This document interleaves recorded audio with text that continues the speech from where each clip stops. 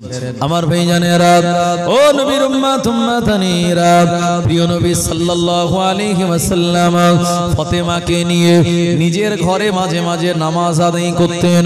আল্লাহর নবী বললেন যে ওই ঘরটা হলো কবরের সমতুল্য, যে ঘরের ভিতরে নামাজ পড়া হয় না। আল্লাহর নবী ফরজ নামাজ বলে কাবা বাইতুল্লাহ আদায় করতেন, আর মাঝে মাঝে আর অন্যান্য নফল নামাজগুলি আমার ভাইজানেরা নিজের ঘরে তিনি পড়তেন। যখন খাদিজা রাদিয়াল্লাহু আনহা দুনিয়ার জমিন থেকে ইন্তেকাল করে, আল্লাহর হাবিব এভাবে করে ফাতেমাকে সবর আর ধৈর্যের শিক্ষা দিয়েছিলেন। ও নবীর উম্মতেরা, নবীজির স্ত্রী ইন্তেকাল যখন করেন আমার ভাইজানেরা, তখন কিন্তু এই 5 ওয়াক্তের নামাজের নির্দেশ আসে না। আল্লাহর নবী ফাতেমা, আল্লাহর হাবিবের কন্যা ফাতেমার বয়সটা যখন পরিপূর্ণ 10 বছর হয়ে গেল, একদিন আমাদের নবী বললেন, মা আমি তোমাকে আমার ঘরে রেখে আমার পালিত পুত্র যায়েদ বিন হারেসা তানাকে সঙ্গে করে নিয়ে এখান থেকে 100 কিলোমিটার দূর তায়েফের ময়দানে আল্লাহর দ্বীন প্রচারের জন্য যেতে চাই। ও ফাতেমা, তোমার কি কোনো কষ্ট হবে? আম্মা ফাতেমা বললেন, আব্বাজান, যে ভালোবাসা মহাব্বত আপনার পক্ষ থেকে আমি পেয়েছি, আমার জীবন মুগ্ধ, আমার অন্তরটা ইতমিনান হয়ে গেল। আব্বাজান, এখন আমার 10 বছর বয়স, এই বয়সে আপনি আমায় যে সবর করার শিক্ষা দিয়েছেন, আব্বাজান আমি সবর করব, তবে আপনার বিরহ, আপনার বিচ্ছেদ আমায় কষ্ট দেবে বটে, কিন্তু আপনি যেহেতু যাবেন আল্লাহর দ্বীন প্রচারের জন্য, আমি ফাতেমা আপনাকে অনুমতি দিলাম। আমার ভাইজানেরা, আল্লাহর হাবিব নিজের কন্যা ফাতেমার কাছ থেকে ছাড়পত্র নিলেন, তাকে সোহাগ আর আদর মোহাব্বত দিয়ে বললেন, মা আমার ঘরে তুমি অবস্থান করো, আমি একটু তায়েফের জমিনে যাব।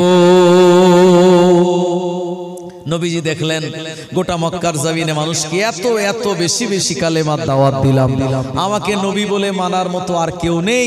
যারা ছিল অলরেডি তারা কালেমা পড়ে সাহাবী হওয়ার খাতায় নাম লিখিয়েছে, এখন যারা বাকি আছে এরা আর মানবে না। নবীজি নতুন একটা জায়গায় যেতে চাইলেন, ফাতেমার কাছ থেকে অনুমতি নিলেন। সুবহানাল্লাহ, কি ভালোবাসা, কি মহব্বত আমার ভাইজানেরা।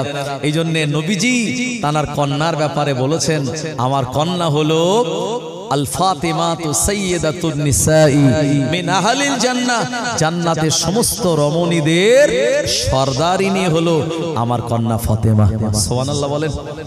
এ সময় নবীজি ফাতেমার কাছ থেকে অনুমতি নিলেন, ফাতেমা অনুমতি দিলেন এবং বলছেন, আব্বাজান আপনি আমার কাছ থেকে এভাবে অনুমতি নিচ্ছেন না, মা তোমার আম্মা নেই, তাই তোমার মনে দুঃখ আমি দিতে চাইনি, এখন যাচ্ছি, বাড়ি আসতে কম বেশি আমায় অন্তত 15টা দিন সময় লাগবে, তাই 15 দিন তুমি আমায় ছেড়ে থাকবে, একটু থেকো, তাই আমি তোমার কাছ থেকে বিদায় নিলাম। আম্মাজান ফাতেমা বিদায় দিলেন, আর ঘরের হজরা মোবারকের দরওয়াজায় দাঁড়িয়ে নবীজি তানার পালক পুত্র যায়েদ বিন হারেসাকে নিয়েছিলেন এই তায়েফের ময়দানে যাওয়ার সময়। আর যতক্ষণ নবীজিকে দেখা গিয়েছে আম্মাজান ফাতেমা ততক্ষণ পর্যন্ত ওই নবীজির চেহারার দিকে তিনি তাকিয়েছিলেন। সুবহানাল্লাহ। এজন্য নবীজি বলেছেন, বাড়িতে মেহমান আসলে কয়েকটা সুন্নাত আছে। 1 নম্বর, যত দ্রুত সম্ভব তানার মেহমানদারির জন্য কিছু সুব্যবস্থা করা। 2 নম্বর হলো মেহমানের সঙ্গে ভালোভাবে কথা বলা। হয়তো আপনার বাড়িতে হয়তো দুঃখ আছে, বেদনা আছে, থাকতেই পারে কম বেশি, কিন্তু আপনার বাড়িতে যদি মেহমান চলে আসে, আপনার সব দুঃখ কষ্টগুলি আপনিকে এটা অন্তরের ভিতরে ঢেকে রাখবেন, আর ওই মেহমানের সঙ্গে আপনি আপনার দুঃখ কষ্টটা বলবেন না, কারণ আপনি বললে মেহমান আপনার বাড়ি বড় মুখ করে এসছে, আর মেহমান শুনলে তার মনটা খারাপ হয়ে যাবে, সে তাড়াতাড়ি পালিয়ে যেতে চাইবে, চলে যেতে চাইবে। আর প্রিয় নবী সাল্লাল্লাহু আলাইহি ওয়াসাল্লাম বলেছেন মেহমান যখন কারুর বাড়ি যাবে 3 দিনের বেশি থাকবে না, 3 দিন পর্যন্ত থাকবে, তারপরে বিদায় নেবে। কারণ 3 দিনের বেশি কারুর বাড়ি থাকলে তার অসুবিধা প্রবলেম হতে পারে, হ্যাঁ, টাকা পয়সার প্রবলেম, তার ব্যক্তিগত প্রবলেম। এই জন্য আমরা যারা উম্মতে মুহাম্মাদি, অনেক আছে বেইর বাড়ি গিয়ে 1 সপ্তাহ ধরে 10 দিন ধরে থাকে আর বাড়ি আসার নাম নেই। জি, এটা করবেন না। নবীজির সুন্নাত 3 দিনের বেশি কুটুম বাড়ি থাকবেন না। সে আপনার যতই আদর করুক আর মহব্বত করুক, আপনি বেশি থাকলে আপনার কদর কমে যাবে। আর নবীজি বলেছেন মেহমান যখন তোমার ঘর থেকে বিদায় নেবে, ঘরের দরওয়াজা পর্যন্ত তাকে এগিয়ে দিতে যাবে এবং তাকে হাসি মনে তাকে বিদায় দেবে। তোমার বাড়ির থেকে যদি হাসি মনে তোমার মেহমান চলে যায়, আল্লাহ পাক তোমার ঘরে রহমত আর বরকত দিয়ে পরিপূর্ণ করে দেবে। সুবহানাল্লাহ। তাই বলে আমাদের সমাজে একটা রেওয়াজ আছে যেটা মা বোনেরা করে, তবে এই এলাকার মায়েরা হয়তো করে না। অন্য অন্য এলাকায় আছে যে মেহমান হয়তো আসলো বা মা আসলো বা আব্বা আসলো বা ভাই ভাবি আসলো, তো বাড়ির থেকে বেরিয়ে পুরো রাস্তা পর্যন্ত চলে গেল, একেবারে সেই পর্যন্ত গিয়ে বেপর্দার মতো দাঁড়িয়ে থাকলো। রাস্তা যতক্ষণ অটোতে না উঠলো ততক্ষণ সে রাস্তার উপরে দাঁড়িয়ে থাকলো। এটা করা যাবে না। আপনি আপনার বাড়ির গেট পর্যন্ত যান, অন্তত মেহমান যেন এটা বোঝে যে আমি এসেছিলাম আর চলে যাওয়া পর্যন্ত আমার উপরে বাড়িওয়ালা খুশি ছিল। কারণ এটা নবীজির সুন্নাত। আমরা ভাই বলি যে আমরা নবীর উম্মত, কিন্তু আমাদের শরীরে নেই নবীজির কোনো সুন্নাত। কথা ঠিক কিনা বাবু? মুসলমান ভাইরা আমার, জওয়ানেরা, যুবকেরা, আপনারা জানেন আমি গত বছর এই ঘটনাটা বলেছিলাম। তবে এই ঘটনার সঙ্গে আরেকটা ঘটনা, ফুরফুরা শরীফের সুলতানুল ওয়াইজিন ছোট হুজুর পীর কেবলা রাহমাতুল্লাহ আলাইহি তিনি এই ওয়াজ করেছেন, এবং যেটি আমি খুঁজে খুঁজে এটা পেয়েছি। এবং আমি কয়েকদিন আগে এই ঘটনাটা পড়ছিলাম।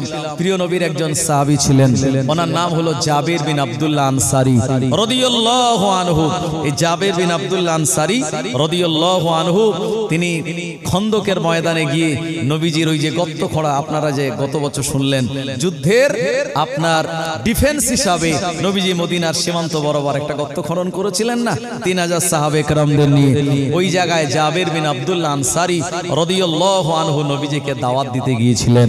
নবীজি বলেছিলেন যে আমি তোমার দাওয়াত নিতে পারি, তবে আমি একা নয়, এই 3000 সাহাবী তারা সবাই যাবে।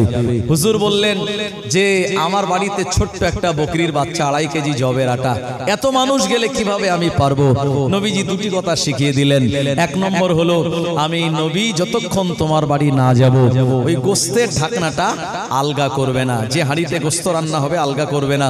আর দ্বিতীয় নম্বরে 2.5 কেজি যে জবের আটা, ওই 2.5 কেজি জবের আটার উপরে একটা কাপড় চাপা দিয়ে রাখবে।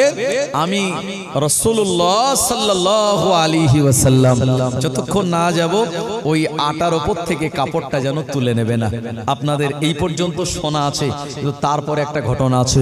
এই ঘটনাটা গত বছর আপনাদের বলিনি, আজকে একটু আপনাদের বলে দেই।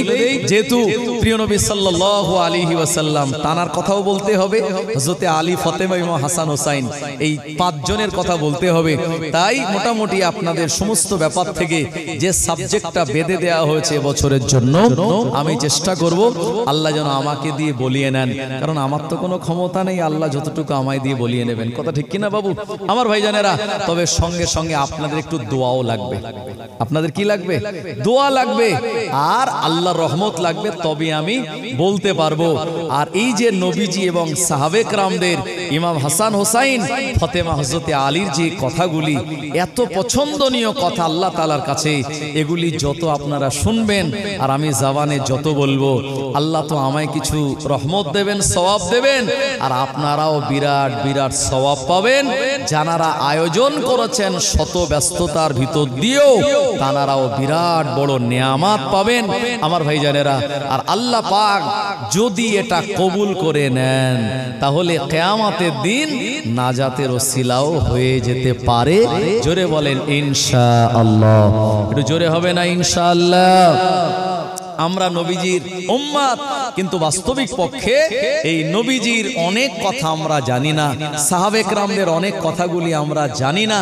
এগুলি আমাদের জানা দরকার, কিতাবপত্র পড়া দরকার, কিন্তু দুনিয়াদারি করতে গিয়ে আমাদের হয়তো কিতাবপত্রগুলি পড়া হয় না। তো আজকে আপনাদের কাছে সুযোগ এসেছে এই কথাগুলি শোনার এবং সেগুলি আমাল করার। জাবের বিন আব্দুল্লাহ আনসারী রাদিয়াল্লাহু আনহু বাড়িতে চলে গেলেন। উনি বকরিটা যাবে করলেন আর 2.5 কেজি জবের আটার উপরে কাপড় চাপা দিয়ে রাখলেন। ও জওয়ানেরা, যুবকেরা, হযরত জাবের বিন আব্দুল্লাহ আনসারী রাদিয়াল্লাহু আনহু তার 2 জন পুত্র সন্তান ছিল। ও নবীর উম্মতেরা, জাবের বিন আব্দুল্লাহ আনসারী যে বকরিটা যাবে করেছেন, ওই বকরিটা নিয়ে তার 2টি সন্তান খেলাধুলা করত। আমার ভাইজানেরা, এমন করে বকরিটা যখন জবে করা হয়েছে, জাবের বিন আব্দুল্লাহ আনসারী ওনার ছোট বেটা তখন ঘুমাচ্ছিলেন। যখন ঘুম ভেঙে গেল, এ সময় বকরিটার দেখতে যাওয়ার জন্য গেল, কিন্তু না না না, বকরিটাকে তার নির্ধারিত জায়গায় যখন দেখতে পেল না, বড় ভাইজানকে জিজ্ঞাসা করে বলল, ও আমার বড় ভাই, আমাদের সেই খেলাধুলা করার বকরিটা কোন জায়গায় গেল? এ সময় জাবের বিন আব্দুল্লাহ আনসারী রাদিয়াল্লাহু আনহু তার বড় বেটা বললেন, এ আমার ছোট ভাই, আমার নবী আমাদের বাড়িতে আসবেন, আমাদের বাড়ির মেহমান হবেন, এ কারণে আমার আব্বাজান ওই বকরিটাকে যাবে করেছে, যার গোশতটা নবীজির কাছে মেহমানদারি করবেন। এ সময় জাবের বিন আব্দুল্লাহ আনসারী রাদিয়াল্লাহু আনহু একদিকে রান্না বান্নার কাজে ব্যস্ত, অপরদিকে আর ছোট ছেলে বলছেন, ভাই বকরিটা কেমন করে যাবে করা হয়েছে, একবার আমায় দেখাও। বড় ভাই বলল, আমার আব্বাজান বকরিটাকে জামিনে শুইয়ে দিয়েছে, আর আমাদের বাড়িতে যে ছুরি রয়েছে, ওই ছুরিটা দিয়ে বিসমিল্লাহ আল্লাহু আকবার বলে তার গলাতে চালিয়ে দিয়েছে। ছোট ভাই বলল, বড় ভাই কেমন করে বকরিটা যাবে করেছে, একবার তুমি আমায় দেখাও। আমার ভাইজানেরা, ও নবীর উম্মতেরা, যেহেতু বাচ্চা ছেলে, তাদের এমন জ্ঞান নাই, অতটা বিবেক বুদ্ধি নাই। বড় ভাই দেখলো ছোট ভাই যখন বারবার আবদার করে কেমন করে যাবে করা হয়েছে, এটা দেখানোর জন্য ছোট ভাইকে বলল, ভাই তাহলে জামিনে তুমি শুয়ে পড়ো, আমি তোমায় দেখাচ্ছি কিভাবে আমাদের প্রিয় বকরিটাকে যাবে করা হয়েছে। আমার ভাইজানেরা, ছোট ভাই জামিনে যখন শুয়ে পড়ল আর এভাবে গলাটা উঁচু করল, জাবের বিন আব্দুল্লাহ আনসারী রাদিয়াল্লাহু আনহু তার বড় বেটা ওই ছুরিটা নিয়ে আব্বাজান যেভাবে বকরি যাবে করেছিল, ছোট ভাইয়ের গলার উপরে বিসমিল্লাহ আল্লাহু আকবার বলে ওভাবেই চালিয়ে দিয়েছে। ও জওয়ানেরা, যুবকেরা, ছুরিটা চালিয়ে দেওয়ার সঙ্গে সঙ্গে ওই ছোট ভাই দুনিয়ার জমিন থেকে ইন্তেকাল করলো। সবাই বলুন, ইন্না লিল্লাহি ওয়া ইন্না ইলাইহি রাজিউন। ও নবীর উম্মতেরা, ছোট ভাইয়ের গলা দিয়ে গলগল করে রক্ত বার হয়। বড় ভাইয়ের বুঝতে বাকি রইল না, হায় রে হায় সর্বনাশ, এত ছোট ভাই ইন্তেকাল করলো। ছটফট করে জাবের বিন আব্দুল্লাহ আনসারী ছোট সন্তান বিদায় নিল। ও আমার ভাইজানেরা, বড় ছেলেটা ভয় পেয়ে আব্বা আম্মা আমায় মারধর করবে, ওই জায়গায় ছুরিটা ফেলে দিয়ে আর দূরে একটা বিরাট বড় খেজুর গাছ ছিল, কোন জায়গায় গিয়ে লুকাবে, কোন জায়গায় আত্মগোপন করবে, ওই বিরাট বড় খেজুর গাছের উপরে উঠে ওই জায়গায় খেজুর গাছের ডাল ধরে ওখানে লুকিয়ে রইল। হযরত জাবের বিন আব্দুল্লাহ আনসারী রাদিয়াল্লাহু আনহু রান্নাঘর থেকে বাইরে বার হলেন। এ সময় তিনি দেখতে পেলেন, আহারে ছোট বেটার আর গর্দানের উপরে ছুরি চালানো অবস্থায় জমিনে পড়ে আছে। হায় রে হায়, সর্বনাশ, কি ব্যাপার? স্ত্রীকে ডাক দিলেন, ব্যাপারটা দেখলেন, এনারা বুঝতে পারলেন নিশ্চিত এটা আমার বড় ছেলের কোনো কাজ হবে। আমার ভাইজানেরা, বড় ছেলেটা কোন জায়গায় গেল? চারিদিকে খোঁজা শুরু হয়ে গেল। না না না, খুঁজে খুঁজে পাওয়া যায় না। হযরতে জাবির বিন আব্দুল্লাহ আনসারী রাদিয়াল্লাহু আনহু ওই খেজুর গাছের কাছাকাছি যখন গেলেন আর বড় ছেলের নাম ধরে ডাক দিলেন, বড় ছেলের মনে বিরাট ভয় লাগলো। আমার আব্বা আমায় খুঁজছে, মানে যে অন্যায় কাজ আমি করেছি আমার আব্বা হয়তো আমাকেও বাঁচিয়ে রাখবে না, বিরাট পানিশমেন্ট দেবে, বিরাট শাস্তি আমায় দেবে। এই ছেলেটা ভয় পেয়ে শরীরটা তার দুর্বল হয়ে গেল। মানুষ যখন ভয় পায় শরীরটা তার প্রচন্ড দুর্বল হয়, হালকা হয়ে যায়। আর গাছের ওপরে ডাল ধরে রাখা সম্ভব হলো না, ওই গাছের ওপর থেকে জমিনে পড়ে গেল। আহারে, পাথরের ওপরে মাথা পড়ে দুনিয়ার জমিন থেকে হযরতে জাবির বিন আব্দুল্লাহ আনসারী রাদিয়াল্লাহু আনহু দুইজন বেটা জনমের মতো ইন্তেকাল করলো। হযরতে জাবির বিন আব্দুল্লাহ আনসারী তিনি যত কাঁদে ওনার স্ত্রীও তত কাঁদে। একটা সময় জাবির বিন আব্দুল্লাহ আনসারীর বিবি বললেন, ও আমার স্বামী, না না না, আজকে আমাদের কান্নার দিন নয়, আজকে আমাদের আনন্দের দিন। দিন দুনিয়ার বাদশাহ, আখিরি জামানার নবী, নূর নবী, নবী মুহাম্মদুর রাসূলুল্লাহ সাল্লাল্লাহু আলাইহি ওয়াসাল্লাম আমাদের ঘরে আসবেন। আমরা হলাম মেজবান, নবীজি তিনি হলেন মেহমান। আল্লাহর হাবিব আমার বাড়িতে মেহমান হয়ে আসবেন।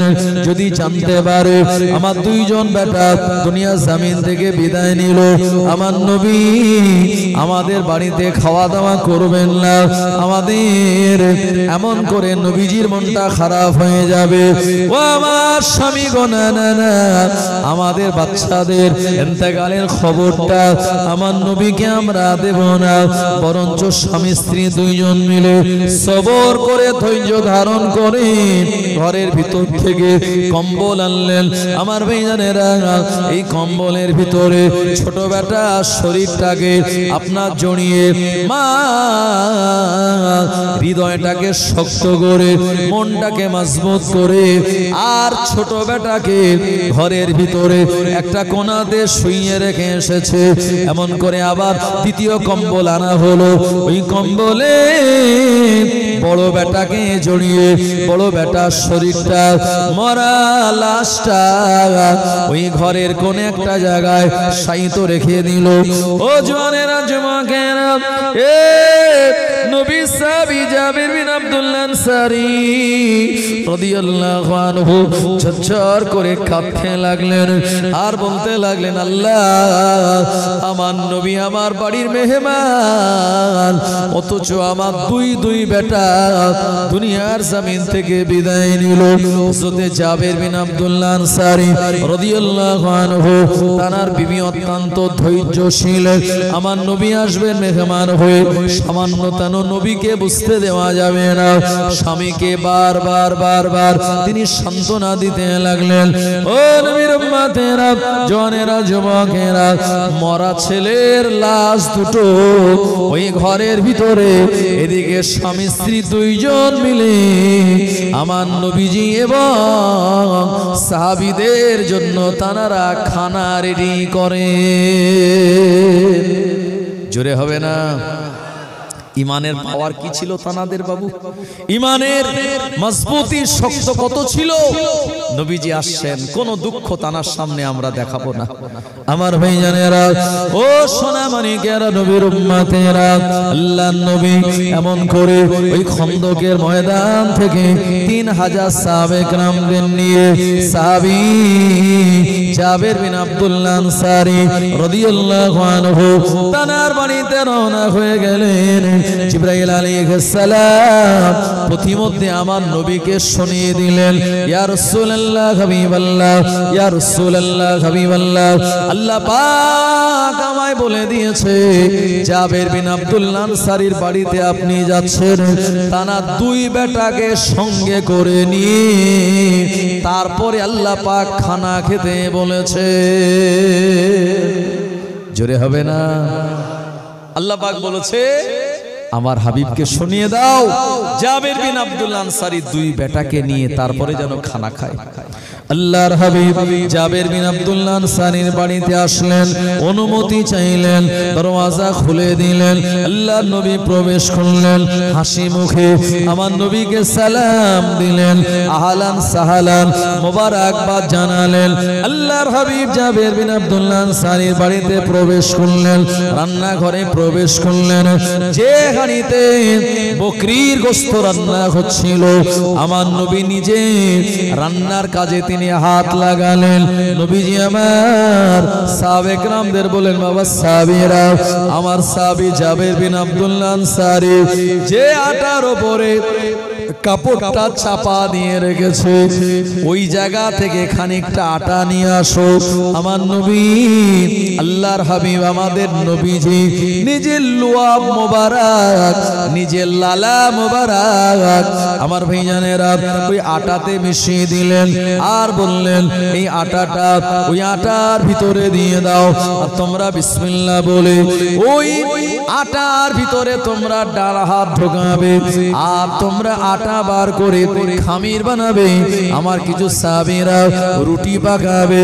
আল্লাহর নবী বলে দিলেন, খবরদার যেন ওই আটার উপরের কাপড়টা ঢাকনা আলগা করবে না।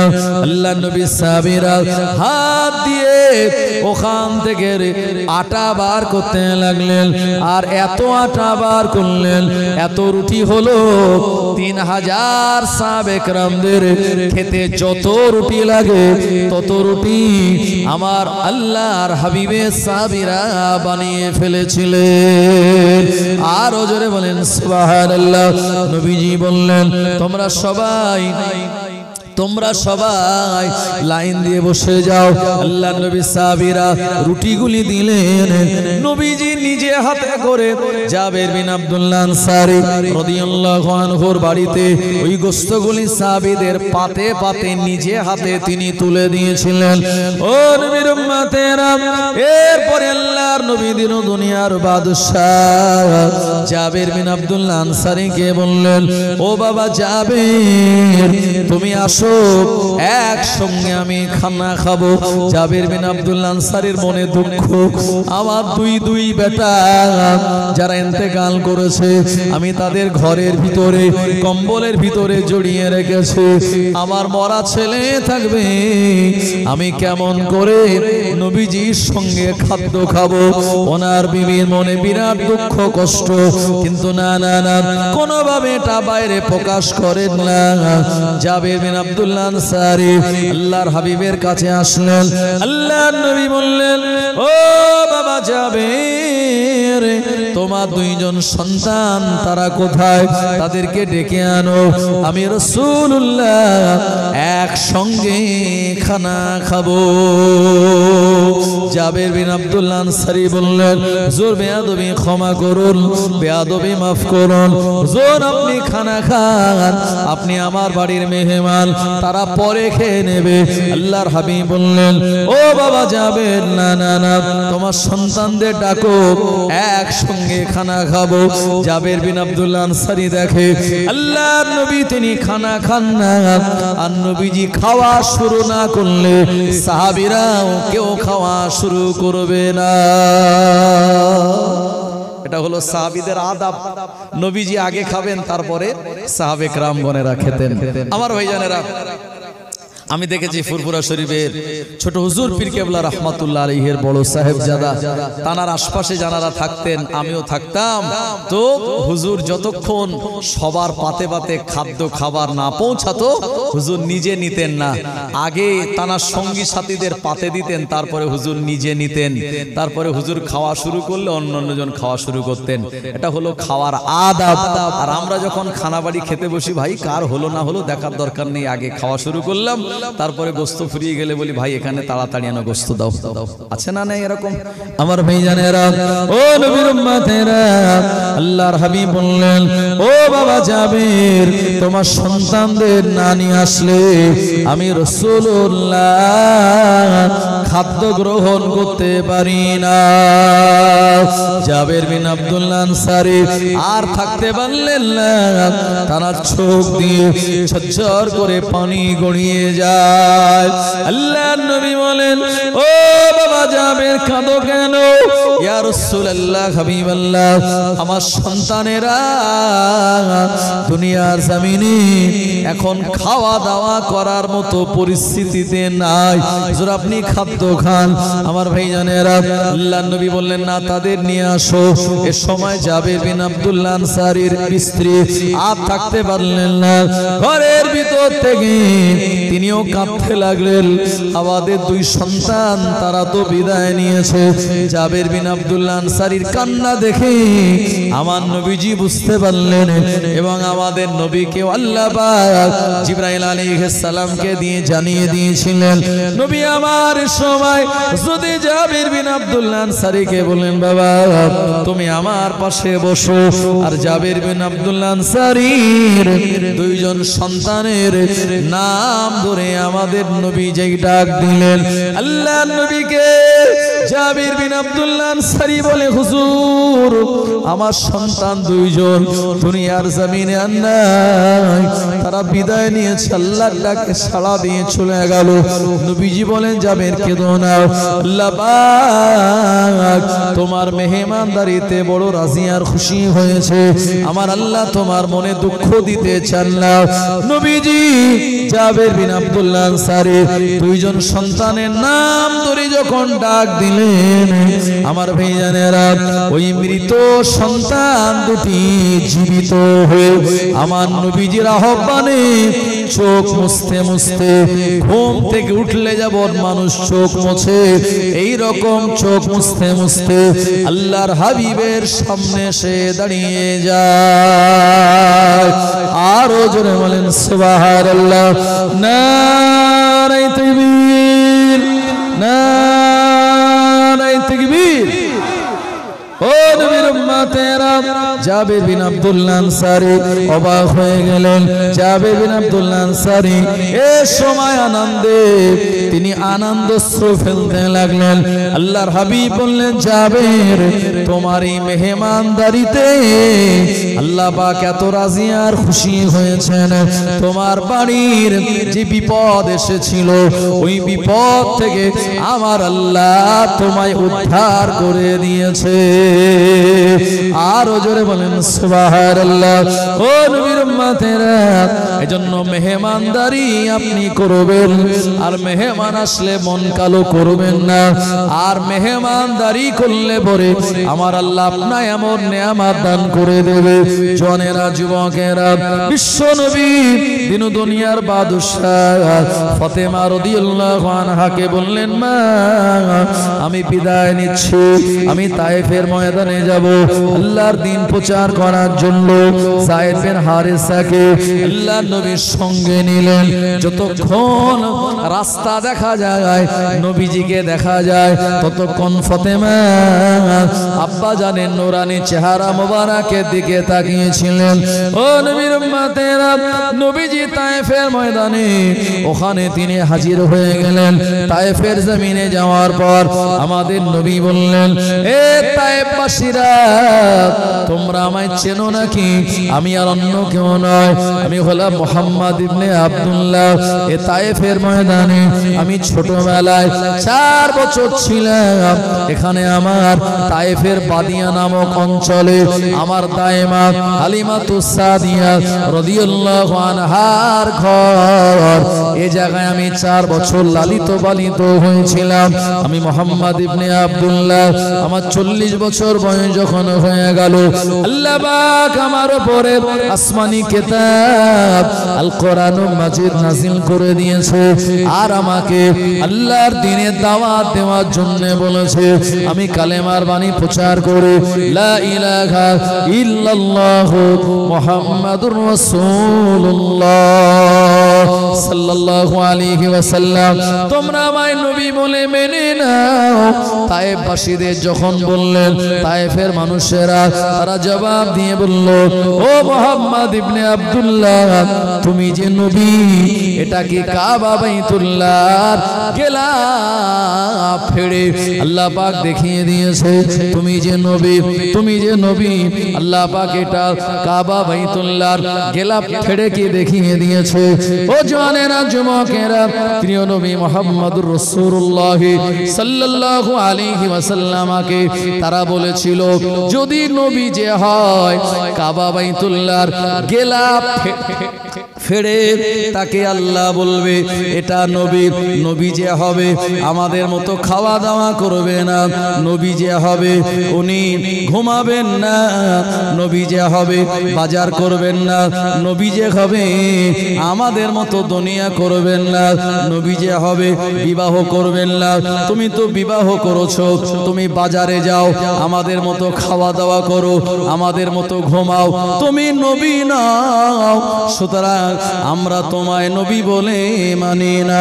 আল্লাহ নবী হাল ছাড়লেন না। আমার ভাইজানেরা, একটানা 10 দিন পর্যন্ত তিনি কালেমার দাওয়াত দিতে লাগলেন। এই 10 দিনের ভিতরে একজনও ঈমানের কালমা পড়ে মুসলমান হয়নি। আমার ভাইজানেরা, নবীজি এই মশারিটা দেওয়ার দরকার নেই, আমার নাকে যাচ্ছে, খুব অসুবিধা হচ্ছে। মশা নেই তো, একটু দুরূদ শরীফ আল্লাহুম্মা সাল্লি আলা, একটু পানি পানি আছে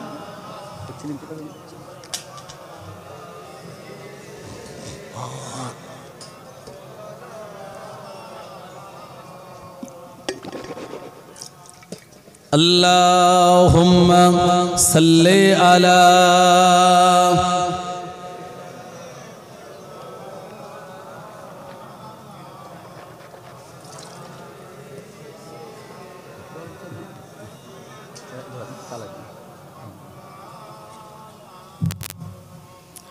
फलक पर चाँद जैसा है, नबी का नाम ऐसा है।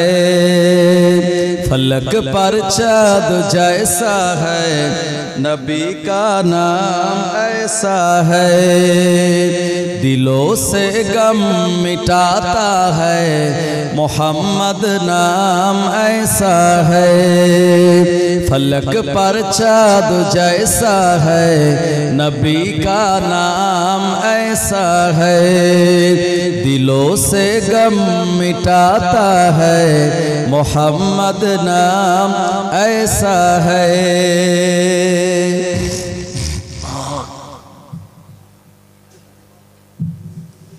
ये दिल जब गम का मारा हो, मोहम्मद याद आता है। ये दिल जब गम का मारा हो, मोहम्मद याद आता है। जुदा जब कोई प्यारा हो, मोहम्मद याद आता है। जुदा जब कोई प्यारा हो, मोहम्मद याद आता है। फलक पर चाँद जैसा है, नबी का नाम ऐसा है। दिलों से गम मिटाता है, मोहम्मद नाम ऐसा है। अल्लाह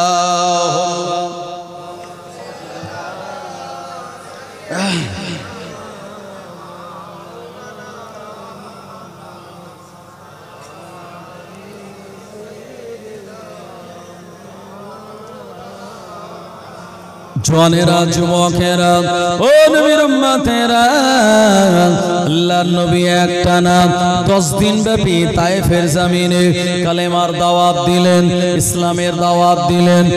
একজনও ঈমানের কালেমা পড়ে মুসলমান হলেন না। আমার নবীজি হাল ছাড়লেন না, তারপরেও একটানা খেদমত করতে লাগলেন। না না না, তায়েফের মানুষেরা যখন মানল না, একজনও কালেমা পড়লেন না। যায়েদ বিন হারেসা রাদিয়াল্লাহু আনহু বললেন, ইয়া রাসূলুল্লাহ, হাবিবাল্লাহ, তায়েফের মানুষ আপনাকে মানবে না, নবী বলে আপনাকে তারা গ্রহণ করবে না। হুজুর চলুন আমরা মক্কাতুল মুকাররমা আপনার জমিনে ফিরে যাই। যায়েদ বিন হারেসাকে সঙ্গে করে নিয়ে আল্লাহর হাবিব মক্কাতুল মুকাররমার পথে রওনা হয়ে গেল। জওয়ানেরা, যুবকেরা, তায়েফের দুষ্ট বালকেরা কিরূপ আচরণ করেছিলেন আপনারা একাধিকবার ঘটনাটা শুনেছেন। তায়েফবাসীরা আর তারা যুবক জওয়ানদের হাতে আর আপনার বাচ্চাদের হাতে বিভিন্ন পাথর তুলে দিয়েছিল। যে পাথরগুলি হলো ধারালো পাথর। এই পাথরগুলি তুলে দিয়ে বলল, এ তায়েফবাসীরা, এই রাস্তা দিয়ে মুহাম্মদ ইবনে আব্দুল্লাহ যাবে। ওই মুহাম্মদ ইবনে আব্দুল্লাহর উপরে তোমরা দুই দিক দিয়ে পাথরের আঘাত করবে। আজও তায়েফের জমিনে ওই জায়গাটাকে ইন্ডিকেট করা রয়েছে, ওই নিদর্শন আজও আমার ভাইজানেরা তায়েফের জমিনে রয়েছে। এই জায়গাতে যাওয়ার পর তায়েফবাসীরা প্রিয় নবীর নূরানি চেহারা মোবারক লক্ষ্য করে পাথর মারা শুরু করলো। আল্লাহর হাবিবের নূরানি চেহারা মোবারকে এই পাথরগুলি লেগে শরীরটা আপনার রক্তাক্ত হয়ে গেল। শরীরের বিভিন্ন জায়গা থেকে কেটে ওখান দিয়ে খুনগুলি প্রবাহিত হতে লাগলো। যায়েদ বিন হারেসা একবার সামনে যান, আর একবার পিছনে যান, আর একবার ডান পাশে, আর একবার বাম পাশে যান। আল্লাহর নবীকে তিনি ঢালের মতো গার্ড করতে থাকেন।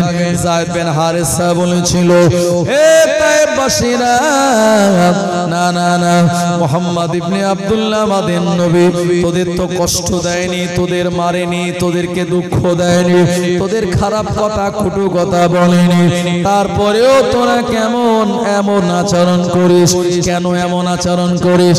তায়েফবাসীরা কোনো জবাব না দিয়ে অনবরত লাগাতার পাথর বর্ষণ করলো। প্রিয় নবীর নূরানি মোবারক আপনার জর্জরিত হয়ে রক্ত যখন প্রবাহিত হয়, আল্লাহর হাবিবের নালাইন শরীফ জুতা মোবারক রক্তে ভিজে গেল। ও নবীর উম্মতেরা, আল্লাহর হাবিবের সময় তিনি আর চলতে পারছিলেন না। একটা পাথরের উপরে তিনি বসে বললেন। যায়েদ বিন হারেসা আল্লাহর হাবিবকে কষ্ট করে আস্তে আস্তে কাঁধের উপরে ভর দিয়ে তানাকে নিয়ে গেলেন। পাশে একটা আঙ্গুর বাগান ছিল, ওই আঙ্গুর বাগানে ওই জায়গাতে নবীজিকে নিয়ে বসলেন।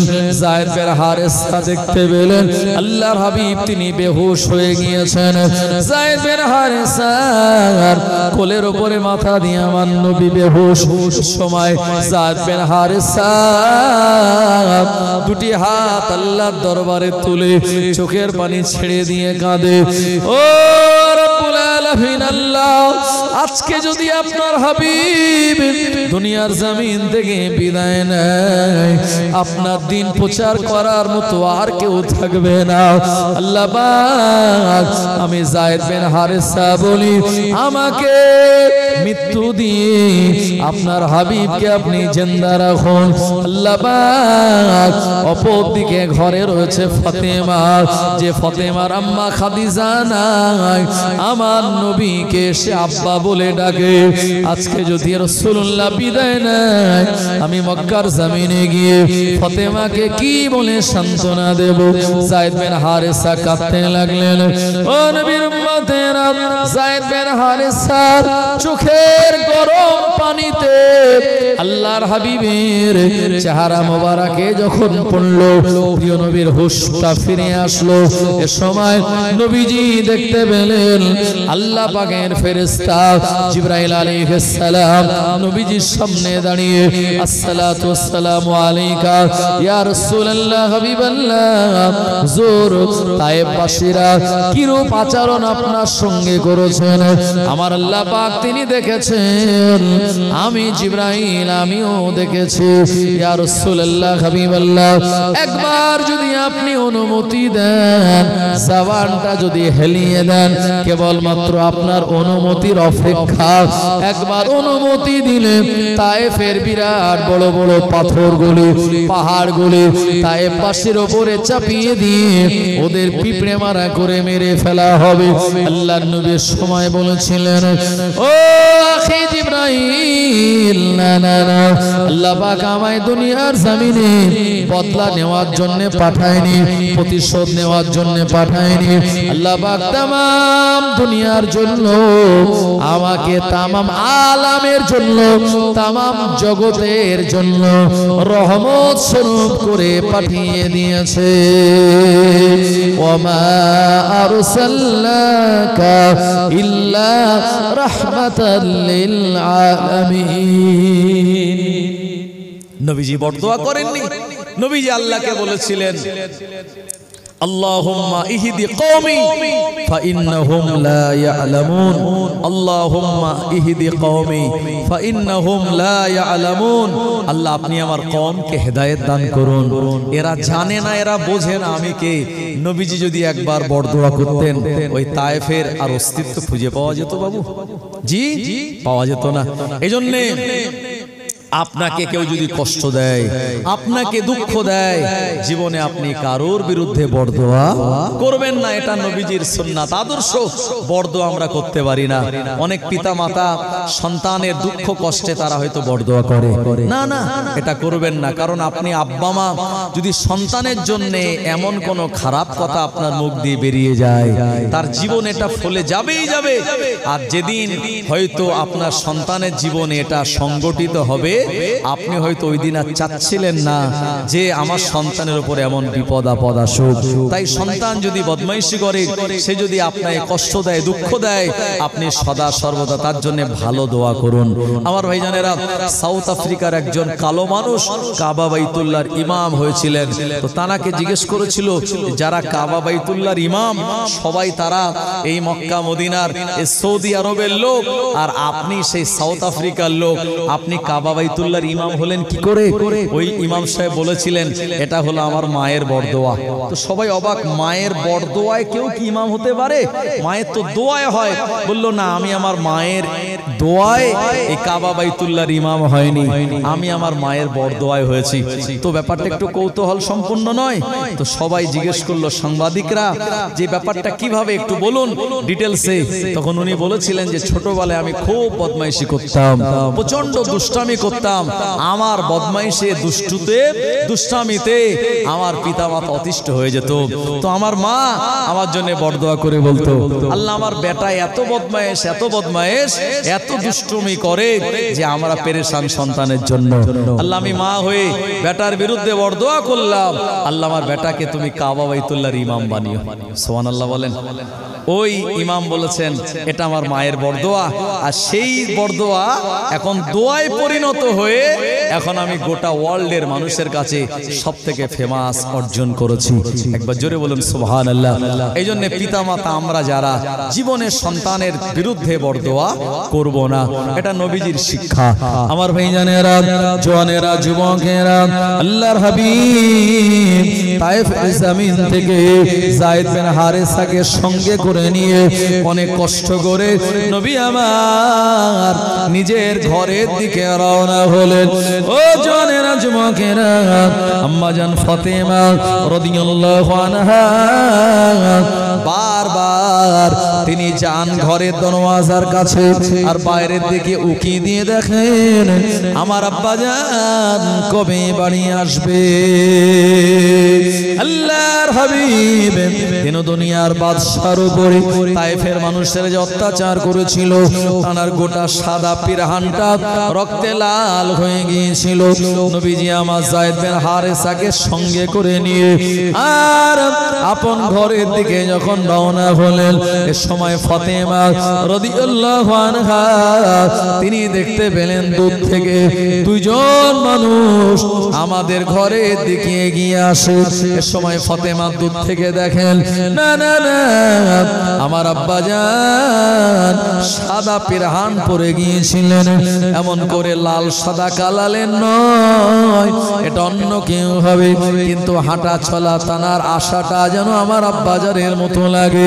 এ সময় আম্মাজান ফাতেমা এক দৃষ্টি দিয়ে তাকিয়ে আছেন। আস্তে আস্তে আস্তে আস্তে নবী আমার নিজের হজরা মোবারকে যতটা কাছে আসেন, আম্মাজান ফাতেমার আর বুঝতে বাকি রইল না উনি আর অন্য কেউ নয়, উনি হলেন আমার আব্বাজান। আম্মাজান ফাতেমার বয়সটা তখন 10 বছর। ও নবীর উম্মতেরা, এ সময় যখন আমাদের নবী আর নিজের ঘরের কাছে আসলেন, প্রিয় নবীর এমন অবস্থা দেখে আম্মা জানা আর ফাতেমা ঝরঝর করে কাঁদতে লাগলেন আর বলতে লাগলেন, আব্বা জান আপনার এমন অবস্থা কে করলো? ও আমার আব্বা জান আপনার এমন অবস্থা কেন? আমার নবী বলেছিলেন, মা তায়েফবাসীরা আমায় আঘাত করেছে পাথর দিয়ে। ও মা ফাতেমা, আমার আগে এ দুনিয়ার জমিনে এমন অনেক নবী এসেছিল, তার উম্মতেরা ওই নবীগুলিকে হত্যা করে দিয়েছিল। শুধু তাই নয়, ওই নবীদেরকে মাঝ বরাবর করাত চালিয়ে দিয়েছিল। ও মা ফাতেমা, আমার আগে কওমে বনি ইসরাইলে অনেক নবী এসেছিল, যখন আল্লাহর তাওহীদের একত্ববাদের বাণীর দাওয়াত দিয়েছিল, তাদেরকে তার কওমের লোকেরা ধরেছিল। ধরার পর লোহার চিরুনি দিয়ে তাদের গায়ের চামড়াগুলো আঁচড়ে আঁচড়ে তুলে ফেলে দিয়েছিল। এভাবে ওই নবীদের হত্যা করেছিল। ও মা ফাতেমা, তোমার আব্বাকে তারা হত্যা করতে পারে নাই, মেরে রক্তাক্ত করে দিয়েছে। মা দুঃখ করো না, কেঁদো না। আম্মাজান ফাতেমা এ সময় আব্বাজানের এমন অবস্থা দেখে আল্লাহ পাকের দরবারে হাত তুলে বরদোয়া করতে লেগেছে। আল্লাহ, আমার আব্বার সঙ্গে যারা এমন আচরণ করলো, আল্লাহ পাক আপনি তাদের বিরুদ্ধে এই কথাগুলি বলতে যাবেন। এমন সময় আমাদের প্রিয় নবী ফাতেমার জবানটাকে চেপে ধরে বললেন, মা না না না মা, এমন বরদোয়া করো না, আমি ওই কওমের জন্য দোয়া করেছি। আল্লাহুম্মা ইহদি কওমি ফাইন্নাহুম লা ইয়ালামুন।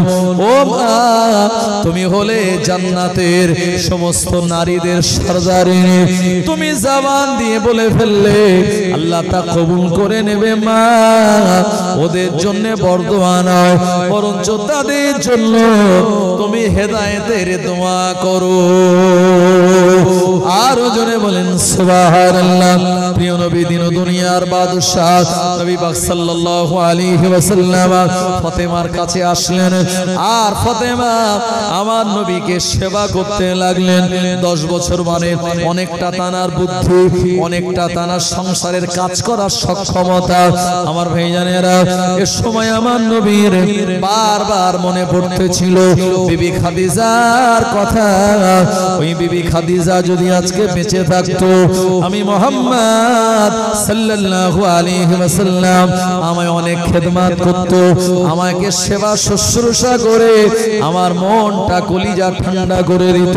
আল্লাহর নবী দিন দুনিয়ার বাদশাহ নবী পাক সাল্লাল্লাহু আলাইহি ওয়াসাল্লাম এমন করে ফাতেমার সঙ্গে ওই ঘরে অবস্থান করে আল্লাহ পাক তানাকে যখন একটু শরীরটা সুস্থ করে দিলেন, এই সময় প্রিয় নবীর কাছে জিবরাইল আলাইহিস সালাম চলে এসেছিলেন। আসসালাতু ওয়াসসালামু আলাইকা ইয়া রাসূলুল্লাহ হাবিবাল্লাহ। হুজুর, আপনার মনে এ বছরে বিরাট দুঃখ। আমার নবীকে তায়েফের জমিনে যে বছরে মারা হয়েছিল, ওই বছরটাকে আল্লাহর নবীর সারা জীবনের সবথেকে দুঃখজনক বছর বলা হয়। আরবিতে এটাকে আমুল হুজুন বলে। আমুল মানে হলো বছর, হুজুন মানে হলো দুঃখের বছর। হুজুনেরা, একদিকে চাচা জান আবু তালিবের ইন্তেকাল, আমার ভাইজানেরা তার 3 মাস পর নবী নবীর বিবি ফাতেমার আম্মা খাদিজা রাদিয়াল্লাহু আনহার ইন্তেকাল, আর অপরদিকে তায়েফের মানুষের এমন অত্যাচার, আমার আল্লাহর হাবিবের মনটা বড় দুঃখে ভরাক্রান্ত। আল্লাহ পাক তার মনে শান্তি দেওয়ার জন্য, মনটা ইতমিনান করার জন্য জিবরাইল আলাইহিস সালামকে বললেন, ও জিবরাইল চলে যাও, আমার নবী কাবা বাইতুল্লাহর চাতালে শায়িত। আর এটা হলো রজব মাস, এই রজব মাসের 27 তারিখে আমার নবীকে আল্লাহ বলেন আমার আসমানে নিয়ে চলে আসো। আমার ভাইজানেরা, এটা চলছে বর্তমানে জমাদিউল আউয়াল মাস, তারপরে জমাদিউস সানি, তারপরে রজব মাস আসবে। এই রজব মাসের সময় 27 তারিখে আমার নবীকে আল্লাহ পাক মেরাজে ডেকে নিয়েছিলেন। মেরাজের ঘটনা আপনাদের জানা, আমি ওটা বলতে চাই না। ও নবীর উম্মতেরা, নবীজি আমার মেরাজ থেকে ফিরে আসলেন, অনেক লম্বা ঘটনা। আল্লাহ পাক আমাদের নবীর উপরে শুধু নয় উম্মতের উপরে 50 ওয়াক্তের নামাজ দিয়েছিলেন, কিন্তু না না না, 50 ওয়াক্তের নামাজটা মুসা নবীর কথায় এটা কমে কমে 5 ওয়াক্তে চলে আসলো। আমার নবী 5 ওয়াক্ত নামাজ নিয়ে আসলেন, সঙ্গে আল্লাহ তাআলার আরশে মুআল্লায় গেলেন, সিদরাতুল মুনতাহা দেখলেন, লৌহে কুরসি কালাম দেখলেন। ও জওয়ানেরা, যুবকেরা, আল্লাহ নবী মেরাজে গিয়ে যেটা আজকের এই আলোচনার জন্য ভাইটাল, সেটা হলো সিদরাতুল মুনতাহা হলো একটা গাছ। এই গাছে অসংখ্য আল্লাহ তাআলার বান্দা বান্দীদের নাম লেখা আছে। এই জায়গায় আমার নবী দেখতে পেলেন এই গাছটা আপনার তেঁতুল গাছের মতো, তার পাতাটা ছোট ছোট। এই জায়গায় অসংখ্য বান্দা বান্দীদের নাম, কিন্তু দুটো নাম বড় বড় দুটো পাতায়, আর যে নাম দুটি আপনার যেখান থেকে আলোর নূর বার হয়। আল্লাহ নবী জিবরাইল আলাইহিস সালামকে জিজ্ঞাসা করলেন, আখি জিবরাইল, এই নাম দুটো কার নাম? এ সময় আল্লাহ নবী এর আগে জীবনে দেখেন নাই এই নাম, আমাদের নবীজি এমন নাম এর আগে কোনোদিন শোনেন নাই। এ সময় জিবরাইল আলাইহিস সালাম বলেছিলেন, ইয়া রাসূলুল্লাহ, হাবিবাল্লাহ, এই নাম দুটি অন্য কারো নাম নয়। আপনার যে সন্তান, আপনার যে কন্যা ফাতেমা রয়েছে, আল্লাহ পাক ওই ফাতেমার ঘরে দুটি সন্তান দান করে দেবে। এই স্পেশাল দুই সন্তান, একজনের নাম হবে হযরতে হাসান, আর একজনের নাম হলো হযরতে হুসাইন। আমার নবী ফাতেমাকে যখন বিবাহ দেন নাই, ফাতেমার বয়স যখন 10 বছর, মক্কার জমিনে আল্লাহর হাবিব মেরাজে গিয়ে ফাতেমার সন্তানদের নামটা তিনি নিজে চোখে দেখে এসেছিলেন। আরো জনে বলেন সুবহানাল্লাহ। জিবরাইল আলাইহিস সালাম বললেন, ইয়া রাসূলুল্লাহ, হাবিবাল্লাহ, এটা হলো আল্লাহ তাআলার পছন্দনীয় নাম হাসান আর হুসাইন, এটা জান্নাতি নাম। এর আগে কাউকে হাসান আর হুসাইন নাম রাখা হয় নাই। আমাদের নবীজির নাম রাখার আগে আদম শফিউল্লাহ থেকে আর আমাদের নবীর আসার আগ পর্যন্ত এই মোহাম্মদ নাম কারো যেমন ছিল না, তেমন ইমাম হাসান হুসাইনের নাম তেমন এর আগে কারো ছিল না। এই নাম দুটো আন করা নাম, নতুন নাম। আল্লাহর হাবিবের দেখে বড় পছন্দ হলো। নবী আমার যখন আল্লাহ তাআলা জান্নাত ভ্রমণ করতে গিয়েছিলেন, এই জান্নাতের ভিতরে অসংখ্য নেয়ামত দেখতে পেলেন। আমার ভাইজানেরা, এই জান্নাতের ভিতরে বিরাট বড় জায়গা, ওই জায়গায় বিরাট বড় সুউচ্চ দালান কোঠা আমাদের নবীজি দেখেছিলেন। জোরে বলুন, বলুন। আল্লাহর জান্নাত অনেক অনেক বড়। আমার ভাইজানেরা, আমরা যে দুনিয়ায় বসবাস করি, এই দুনিয়ার থেকে আকাশে যে সূর্যটা রয়েছে, সূর্যটা এই পৃথিবী থেকে 13 লক্ষ গুণ বড়। জোরে বলেন সুবহানাল্লাহ। কত বড়? 13 লক্ষ পৃথিবী সূর্যের ভিতরে ঢুকিয়ে দেওয়া যাবে। আমার ভাইজানেরা, এই পৃথিবীর আল্লাহ পাক একটা বিরাট রহস্যময়, যে পৃথিবীটা একটা বলের মতো এবং যেটা প্রতিনিয়ত এই পৃথিবীটার চতুর্দিকে আমার ভাইজানেরা এই সূর্যটা ঘুরছে। এরপরে প্রথমে বৈজ্ঞানিকরা বলেছিল যে পৃথিবী ঘোরে, তারপরে তারা বলল না পৃথিবী না সূর্য ঘোরে। কিন্তু আল্লাহ পাক কোরআনুল মাজিদে সূরা ইয়াসিনে শুনিয়েছেন পৃথিবী এবং সূর্য আপন আপন কক্ষপথে সবাই ঘুরছে। এই হাদিসের ওপরে এবং এই কোরআনুল মাজিদের আয়াতের ওপরে বৈজ্ঞানিকরা তারা সিলমোহর দিয়েছে এবং তারা বলছে যে কোরআনুল মাজিদ অ্যানালাইসিস করে যে হ্যাঁ এটাই ঠিক যে পৃথিবী এবং সূর্য এগুলি সবগুলি আল্লাহ পাকের কুদরতিতে আপন আপন কক্ষপথে এটি ঘোরে। মুসলমান ভাইরা আমার, আল্লাহ পাক বিরাট জান্নাত বানিয়েছেন এবং সেই জান্নাতের ভিতরে দুটি সুন্দরতম দারুণ সাজসজ্জায় পরিবেষ্টিত একটা এরকম ঘর দেখতে পেলেন যার কালার হলো লাল রঙের, আর একটা ঘর দেখতে পেলেন যার কালার হলো নীল রঙের। যে ঘর দুটো জান্নাতের সমস্ত প্রাসাদ থেকে আলাদা, যেটা স্পেশাল। এ সময় প্রিয় নবী বললেন আখি জিবরাইল, এই ঘর দুটি আল্লাহ তার কোন নেক বান্দার জন্য বানিয়েছে এটা আমার জানতে বড় ইচ্ছা হয়। জিবরাইল আলাইহিস সালাম বললেন হুজুর, ইয়া রাসূলুল্লাহ, হাবিবাল্লাহ হুজুর, আমি আপনায় বলবো এই ঘর দুটির বিশেষত্ব, এই ঘর দুটির হিস্ট্রি, এই ঘর দুটির ব্যাখ্যা আমি আপনায় বলতে চাই না। কেন? জিবরাইল আলাইহিস সালাম বলেন হুজুর, এই ঘর দুটির ব্যাপার যদি আপনি শোনেন তাহলে আপনার মনটা দুঃখিত হয়ে যাবে। আজকে মেরাজে আল্লাহ পাক আপনায় ইনভাইট করেছেন, দাওয়াত দিয়ে এনেছেন, এখানে আল্লাহর এত কিছু নেয়ামত আপনি দেখেছেন, আর আপনার মনে দুঃখ ওই দুনিয়ার জমিনে তায়েফের মানুষেরা মারল, আপনার বিবি খাদিজার ইন্তেকাল হয়ে গেল, আপনার চাচা আবু তালিব চলে গেল। তাই এই ঘর দুটির ডিটেলস আপনাকে বলে আর মনে দুঃখ দিতে চাই না। এ সময় প্রিয় নবীর কৌতূহল বেড়ে গেল। জিবরাইল আলাইহিস সালাম বলেন আখি জিবরাইল, তুমি একবার বলো, যে কথা বলেছো আমার জানতে আরো ইচ্ছা হয় এটা আল্লাহর কোন নেক বান্দার জন্য, এবং ঘর দুটির কালার এমন এমন কেন? জিবরাইল আলাইহিস সালামকে আল্লাহ নবী বারবার যখন জিজ্ঞাসা করেন, জিবরাইল আলাইহিস সালাম দেখলেন জানার জন্য আল্লাহ এ দুনিয়া আসমান, এ পাহাড়ে পর্বত চাঁদ সূরজ বানিয়েছেন। ওই নবীকে না বললে পরে তানার মনে একটা প্রশ্ন থেকে যাবে, মনটা তানা দুঃখিত হবে।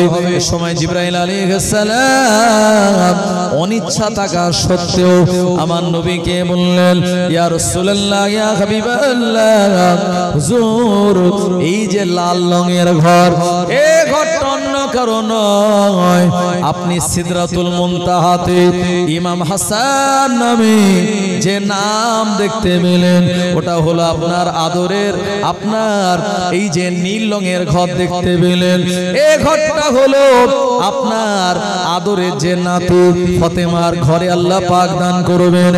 এই নীল রঙের ঘরটা আল্লাহ পাক তানার জন্য বানিয়েছেন। নবীজি বলেন ঘরের কালারটা নীল কেন?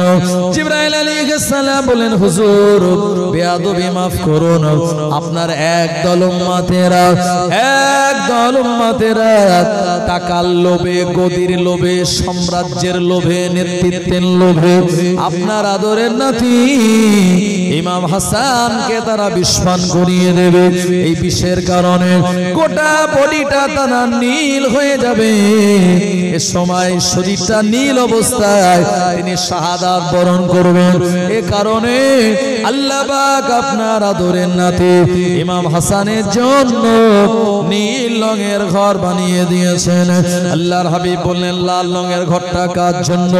ইয়া রাসূলুল্লাহ, হাবিবাল্লাহ, আপনার আদরের নাতি ইমাম হোসাইনের যে নাম আপনি দেখেছেন সিদরাতুল মুনতাহাতে, ইমাম হোসাইনকে আপনার একদল উম্মতেরা যারা আপনার উম্মত হওয়ার দাবিদার, তারাও নেতৃত্বের লোভে, গদির লোভে, সাম্রাজ্যের লোভে তারা ইমাম হোসাইন রাদিয়াল্লাহু আনহু তার সঙ্গে শত্রুতা করে কারবালার ময়দানে আপনার আদরের নাতি ইমাম হোসাইনের গলায় তারা ছুরি চালিয়ে দেবে।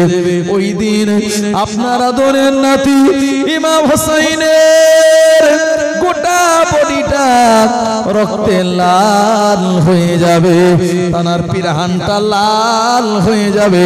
এ কারণে আল্লাহ পাক আপনার আদরের নাতি ইমাম হোসাইনের জন্য জান্নাতের ভিতরে এমন লাল রঙের ঘর বানিয়েছেন। আল্লাহর হাবিব যখন শুনতেছিলেন তানার চোখ দিয়ে ঝরঝর ঝরঝর করে পানি গড়িয়ে গিয়েছিল। জিবরাইল আলাইহিস সালাম বললেন, ইয়া রাসূলুল্লাহ, হাবিবাল্লাহ, হুজুর আপনি বেয়াদবি মাফ করুন, আমি তো চাইনি আপনাকে দুঃখ দিতে, কষ্ট দিতে। আপনি বারবার যখন জানতে চাইলেন আমি বলে ফেললাম। আল্লাহর হাবিব বললেন, জিবরাইল, না না না, এটা তোমার কোনো ভুল নয়। আল্লাহ পাক যেভাবে মানুষের তাকদীর গুলি বানিয়েছেন ওই ব্যক্তির জীবনে তেমন তেমনটা হয়ে যাবে। আল্লাহুম্মা সাল্লি আলা সাইয়্যিদিনা মাওলানা মুহাম্মদ ওয়া আলা আলি সাইয়্যিদিনা। আমার ভাইজানেরা, আমি এখানে আলোচনা সমাপ্ত করছি। ইনশাআল্লাহ আগামীকাল আবার এরপর থেকে আপনাদের কাছে আলোচনা রাখবো।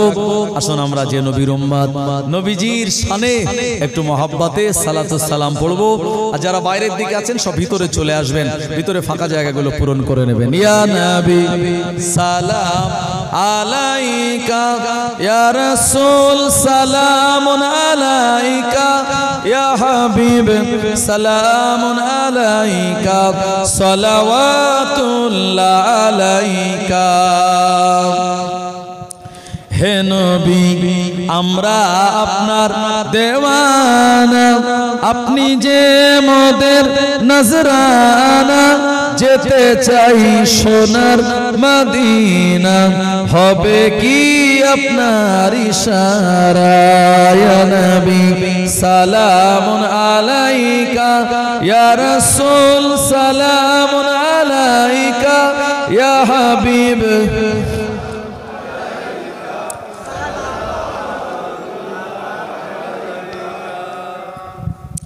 জিবরাইল দিলেন যে আওয়াজ, খুলে দাও আসমানের দুয়ার, এসেছেন নবীদের সরদার, করিতে আল্লাহর দিদার। ইয়া নবী সালামুন আলাইকা, ইয়া রাসূল সালামুন আলাইকা, ইয়া হাবিব সালামুন আলাইকা, সালাওয়াতুল্লাহ আলাইকা। নবীজির আব্বা আব্দুল্লাহ, নবীজির আম্মা আমিনা, নবীজির দাইমা হালিমা, নবীজির রওজা মদিনা। ইয়া নবী ইয়া রাসূল সালামুন আলাইকা, ইয়া হাবিব সালামুন আলাইকা, সালাওয়াতুল্লাহ আলাইকা। ইয়া রাব্বি সাল্লাল্লাহু আলাইহি ওয়াসাল্লাম। বাইরে যারা আছেন ভিতরে চলে আসেন, একটু আগে আগে চেপে চেপে বসেন। বালাগাল উলা বিকামালিহি।